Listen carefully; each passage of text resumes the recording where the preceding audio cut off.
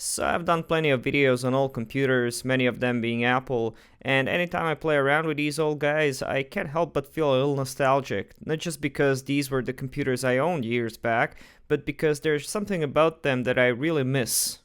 And anytime I use them or make a video about them or upgrade them, it brings me a weird feeling of joy together with a sense of melancholy because I understand it's very likely there's no coming back to what once was. And it's not just some abstract features I'm talking about, like, I don't know, a hipster listening to a 60s record and lamenting how the kids nowadays are just never going to know, even though he can't really put his finger on what that exactly is. No, because I'm talking about real life features that came and went, some deservedly, and some I still can't get over. And no, I don't really think Macs from 15-20 years ago are better, and if you really think that, I guess you should go back to daily driving like a G4 instead of your M3 or whatever. But that's not to say that there weren't many things that some of these earlier machines just did better. So I thought for this video, why don't we take a look at some of these lost features and talk a bit about why, how, and when they were removed, and what kind of a substitute did we end up with. Hope you guys enjoy. Easily upgradable memory.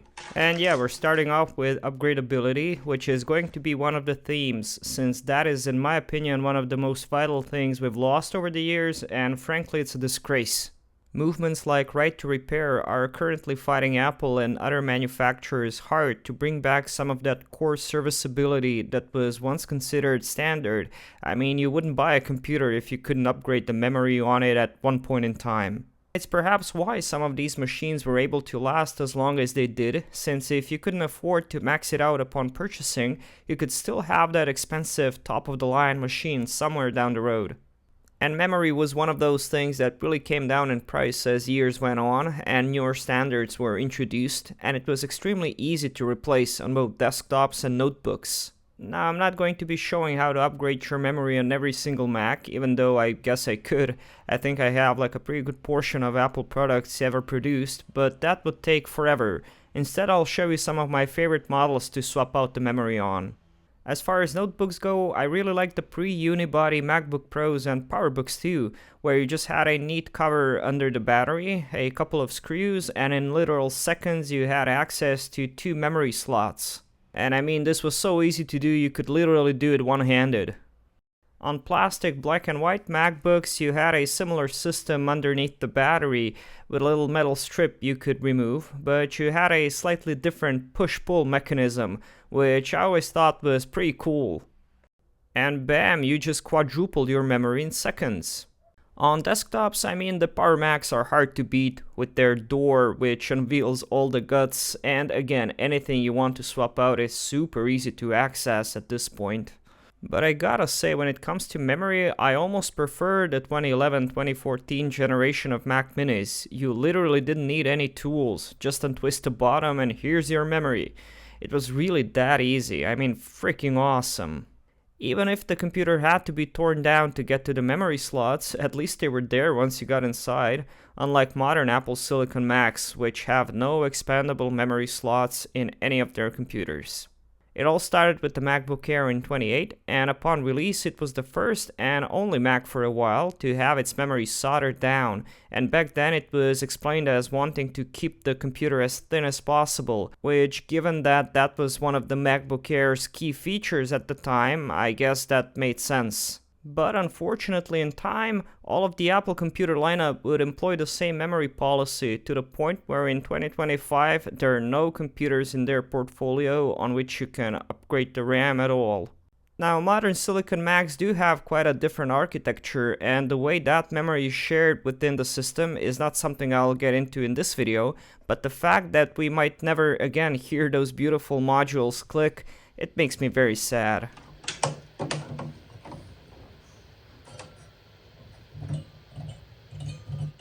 So we'll move on to the other thing you can't upgrade anymore, and that's storage. Now, much like the memory, the option to easily swap out your hard drive used to be crucial, especially before the time of, cloud-based solutions and cheap flash storage. For example, I remember borrowing hard drives from my friends full of ripped TV shows, movies, and music, since it was easier than just burning it all to a bunch of disks. and we were all still on dial-up, so sharing it over the internet was a no-go. And again, this plastic white MacBook had a pretty neat spot under the battery, and you could just easily pull the hard drive out since the drawer had a little handy ribbon on it. But my favorite one was the early unibody MacBook Pro because you didn't even need to use a screwdriver to get to the hard drive. Underneath the latch operated battery cover was a little spot for a 2.5-inch HDD, simple as that.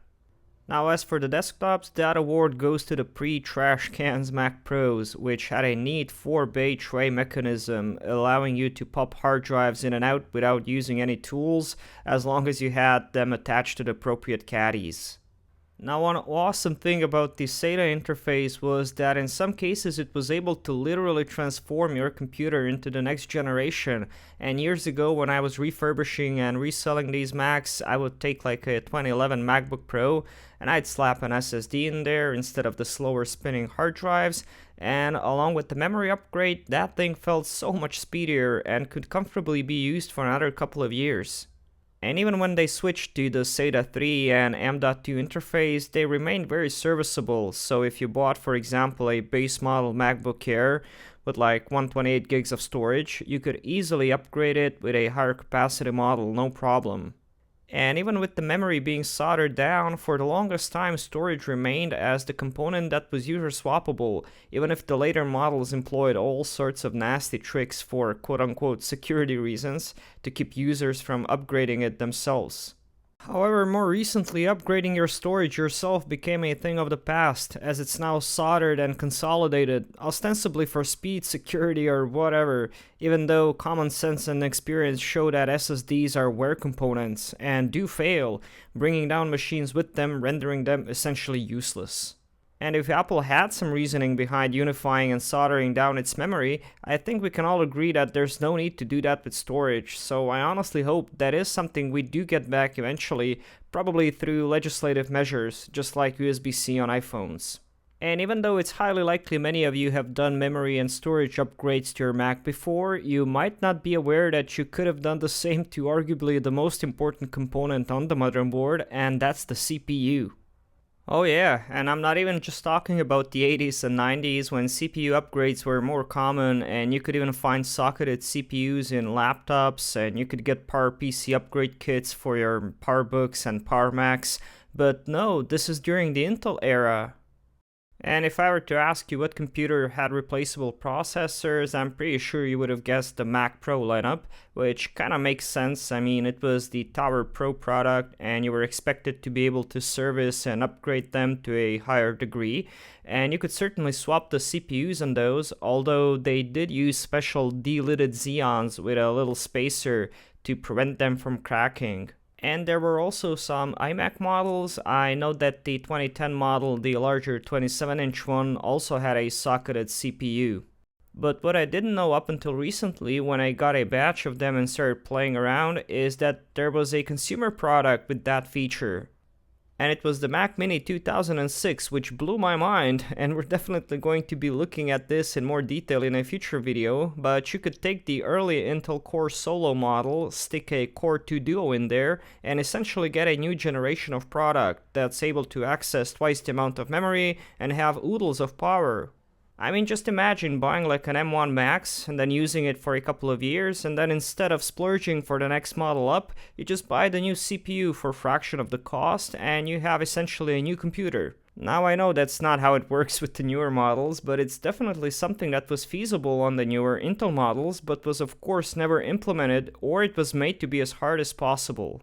Apple was fond of creating these imaginary obstructions to doing upgrades, and what I mean by that is many of these things would have been possible, but they made up excuses as to why it's not. Oftentimes it wasn't even hardware limitations, instead just politics, and the next thing is the perfect example for that.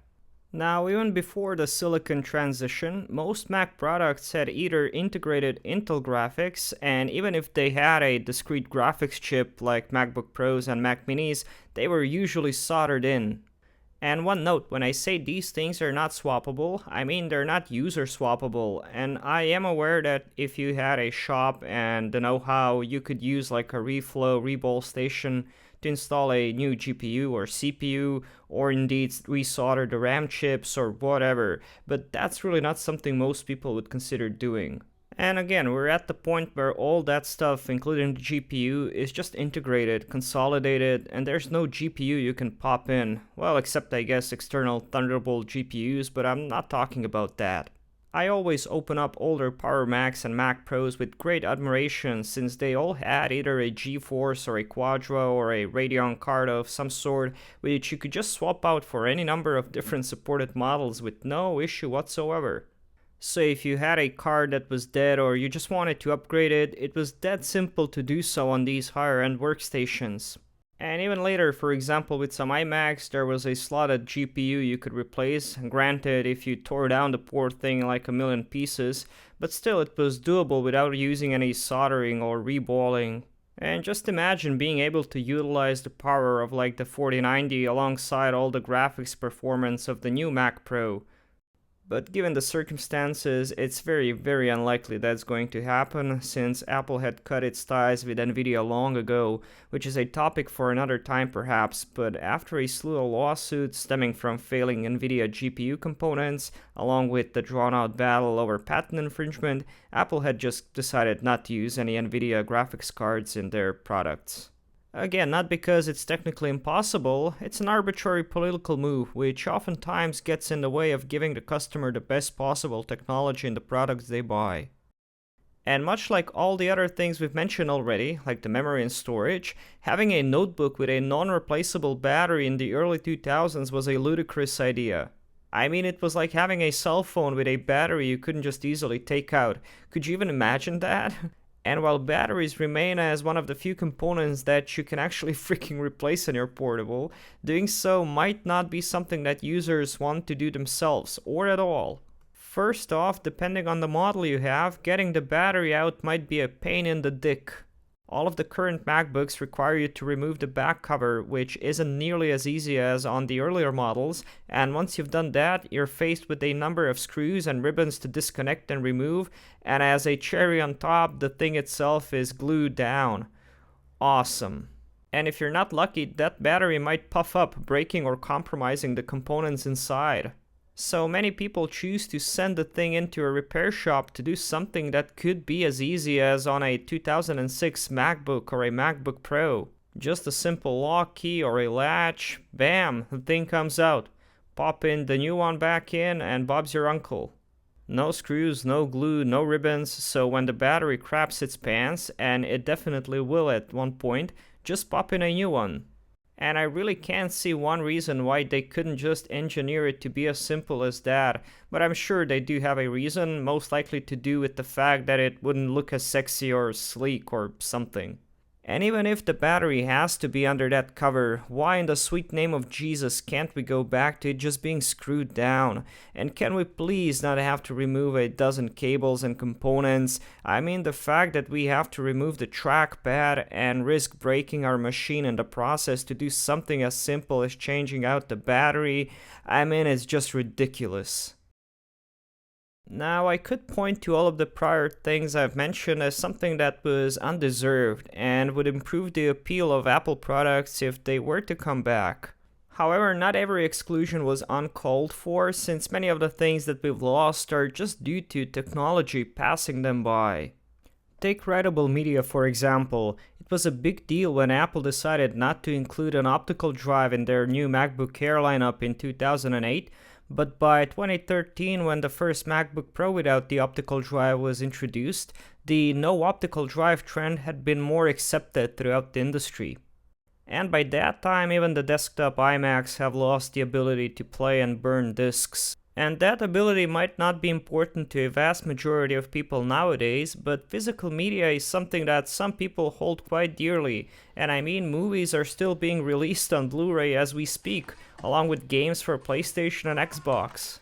But there's no way of playing those movies on your Mac, and something I haven't really thought about until now, there was never a native way of playing Blu-ray discs on an Apple product to the best of my knowledge. I mean, while they did sell the external USB super drive, it was only ever able to read and write CDs and DVDs. And look, I do understand that in modern day and age of streaming and digital downloads, people are not as interested in playing physical media. But it'd be cool if you at least had an option, like an updated super drive that could finally play and rip Blu-ray discs and was available at least as an external accessory, perhaps with a USB-C or Thunderbolt or whatever the heck you call that interface nowadays. And not only that, but you'd be able to buy other physical software again, like, I don't know, Final Cut Pro, Office, and games, if they'd actually sell them again, which is not happening. But hey, I'd love to see some of that again, software you could actually own. And even though it's not very likely, I would love to see physical media on store shelves again. Speaking of media playback and that technology, this is something that people might have forgotten, but I've actually loved using back in the day, and I was totally bummed out when I learned that it doesn't work with the newer Apple computers. See that little black dot on all these guys? Yeah, that's an IR sensor, and if you're the same age as me, you probably remember this thing being all the rage in the early 2000s, and I've sent and received countless kilobytes of media on my old Sony Ericsson phone in class. But that thing was also used to connect to a whole slew of other peripherals, including this remote. And it was so convenient when watching a movie or a TV show because it would just work. It didn't need any special software, it was all baked into the OS and it kicked ass. Unfortunately, apart from this Siri, whatever the heck abomination they sell for their Apple TV, there's no first-party remote that works with a Mac. I mean, there are apps you can install and use them with, I guess, Bluetooth or something, or you can use your iPhone as a remote, but I miss having a dedicated thing, especially since I'm oftentimes hooking my Macs to my TV to stream content from it. The way Apple has stripped down their notebooks of features to make them more compact, sexy, wireless, or whatever really is ridiculous. And the best and most famous example is the dreaded redesigned MacBook from 2015 with a single freaking USB-C port and a headphone jack. And to make matters worse, they followed up this strategy by their MacBook Pro line of products, and the base 13-inch model only had one extra USB-C port. In the following years, Apple has not only added additional number of USB-C ports, but had finally brought back some that were discontinued, including the MagSafe port, card reader, and an HDMI video out. And the ports on the MacBook Pro, Max, whatever line of notebooks is pretty awesome in my book, and aside from a missing USB-A port, it covers all of my day-to-day needs. But the other entry-level models still mostly use Thunderbolt, USB-C, whatever it's called, to connect to other peripherals. And yeah, I know those can be used to convert to pretty much whatever else using adapters, but you didn't always need those. And while some people might disagree and say that it's better to have one port that does it all instead of having like 5 that can do the same thing, for some reason I can't help but love all the I/O these older guys had. And remember, dongles and converters cost money and take up space, while before you had Ethernet video out, sometimes even 2 ports with this PowerBook with its extra S video out, separate audio in and out, multiple USB-A ports, FireWire, and a PC card or Express card to which you could hook up tons of cool peripherals. And while I wouldn't be in favor of bringing back FireWire or I guess Express cards, I would love to see at least 1 or 2 USB-A ports, an Ethernet jack, and some sort of dedicated video out. Not just on these Pro, Max models or whatever they want to call them. They should be on all models, period. And the difference between the models is something that I feel isn't as clear or as drastic as it used to be, and that's something I wanted to talk about next. Am I the only one who doesn't really get the difference between the Air and the Pro models? I mean, I guess recently they've differentiated them enough by having the MacBook Pro line start at 14 inches and the entry-level models are more expensive. But the design itself isn't that different, and if you start to look at the other configurations, I mean, that difference gets even less obvious. Now, as far as desktops go, that's all settled. The new Mac Mini with its base configuration starting price makes that difference obvious when compared to something like an iMac or a Mac Studio. But Apple used to have 3 categories of notebooks. There was the MacBook Pro, which was the top end, meant for professionals on the go. Then there was the MacBook Air, a super thin, lightweight option, still pretty expensive, especially with an SSD. Also, with MacBooks getting thinner and thinner, I don't really see that as a major difference anymore, so I'm sometimes left wondering what's the point of even having those 2 categories. And then there was the MacBook, a plastic older brother of the iBook, which was their consumer line of notebooks. And that's what I feel is missing from the equation, a cheap, perhaps even a plastic notebook that competes with entry-level notebooks from other manufacturers.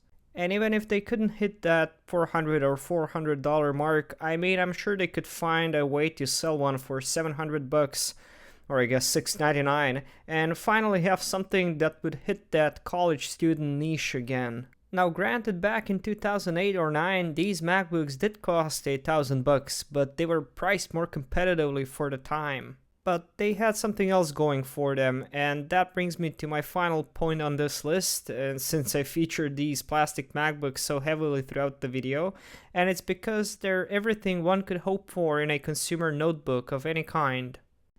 And this is something that I feel like is the sum of most of the previous points, since Apple really did used to make products that were not only meant to stand out and be pretty, but also be functional and above all serviceable. That means being able to do all the things that I've mentioned before without taking it in the repair shop.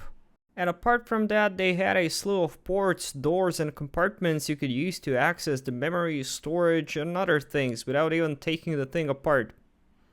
But in case you did have to take your machine apart, it was usually extremely easy and could be done by anybody who's handy with a screwdriver. And you didn't even have to use any of those stupid security pentalo bits either. They were just regular Phillips heads or perhaps Torx on the inside. And say you needed to replace something else, like an optical drive, or install an extra SSD in place of that optical drive, or replace the charging port, or the screen, the keyboard, trackpad, the thermal paste, or any other number of components, or even to just clean your computer. I mean, you could just do it without breaking too much of a sweat. They were designed to be opened up and worked on, and that's just not the trend I see anymore. Oh, and not to mention the fact that I miss the old circuit boards with nice, large, sometimes even through-hole components and socketed chips for which you didn't have to be a rocket scientist or have tens of thousands of dollars in equipment to be able to diagnose and fix. And that's probably one of the reasons why when you walk up to the Genius bar with your computer, they just tell you the entire thing needs to be replaced. Also, not to mention the availability of the parts and their price, which is hopefully something that can be influenced and forced upon with right to repair. And I do hope we see more responsibility in that department, although I don't have too much hope for that. And yeah, we've reached the end of the list, but I'm sure I've missed some things that you think were lost during the years and would like to see come back. So make sure you write what they are in the comments. And if you enjoyed me yapping about old Apple hardware, there's plenty of that here on my channel. So you might want to check out some of my other videos, or you might even want to consider subscribing. I do these videos twice a week, and if you'd like to support what I do, you can do so on Patreon for just $1 a month, or more if you'd like. If you'd like to chat with me and other users, you can join our Discord server. All the links will be in the video description. Thanks, and I'll see you again soon. Cheers.